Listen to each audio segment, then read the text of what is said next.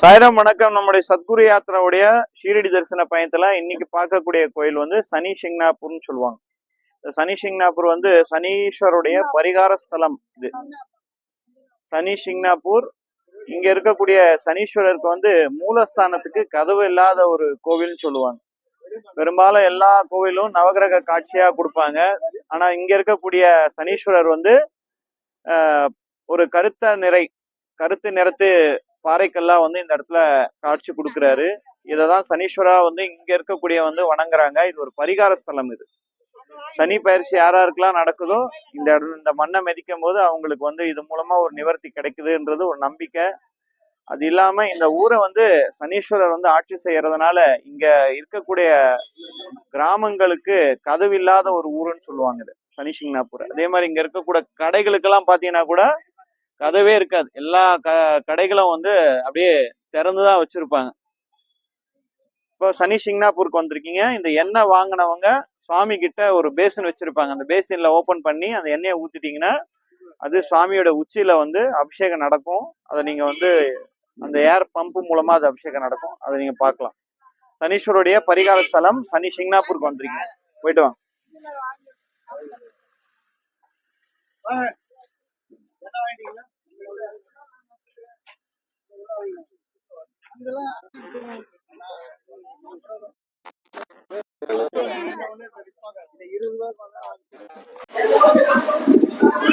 ஓம் சாய்ராம், அனைவருக்கும் வணக்கம். நம்ம சத்குரு யாத்திராவுடைய ஷீரடி தரிசனத்துல இப்போ இந்த சனி சிங்னாப்பூரை பத்தி நான் ஏற்கனவே சொன்னேன். மறுபடியும் இந்த சனி சிங்னாப்பூரை பத்தி நம்ம சொல்றோம்.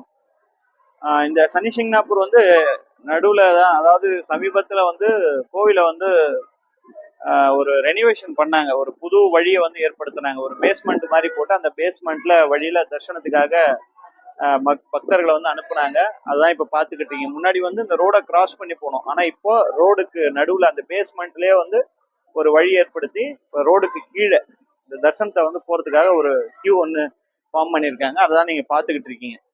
சனி சிங்னாப்பூருடைய தரிசனம் இன்னும் கொஞ்ச நாள்ல பார்க்க போறீங்க நீங்க.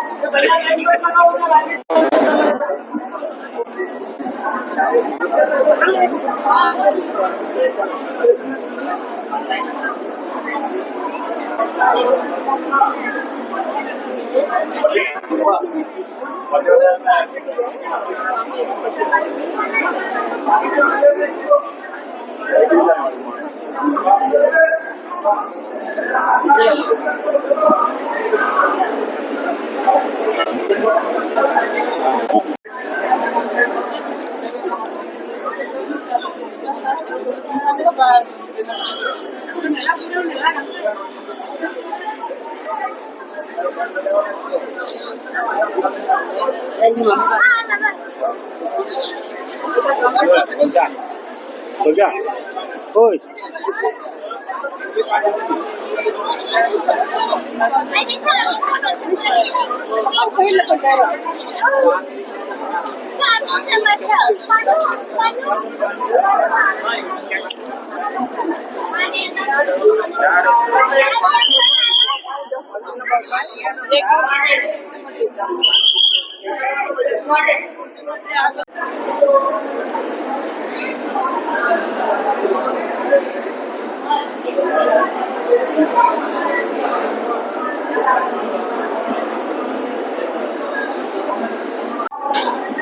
சாய்ராம் வணக்கம். இப்போ நீங்க பார்த்துக்கிட்டு இருக்கிறது வந்து சனி சிங்னாப்பூருடைய ஒரு ஆலயம் தான் இது.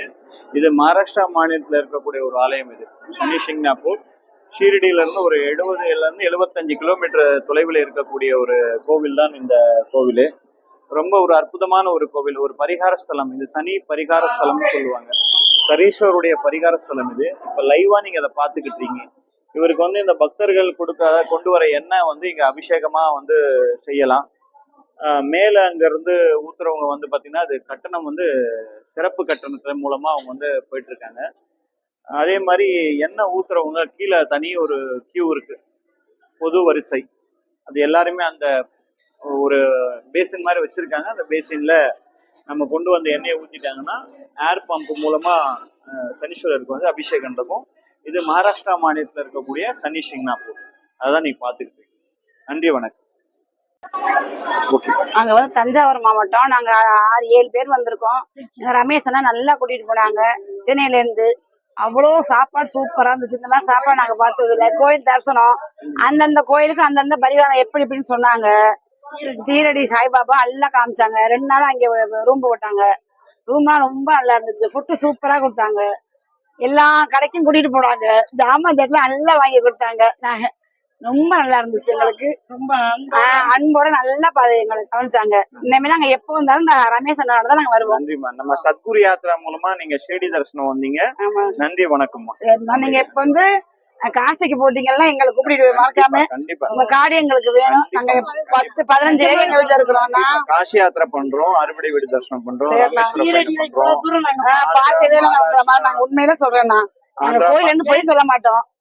அவ்வளவு எங்களுக்கு பிடிச்சிச்சு. இது மாதிரி எங்க யாருமே கூட்டிட்டு போகல. ரொம்ப பிடிச்சிச்சு. கரெக்டா கூட்டிட்டு போனீங்க. நின்று அமைதியா கூட்டிட்டு போறீங்க.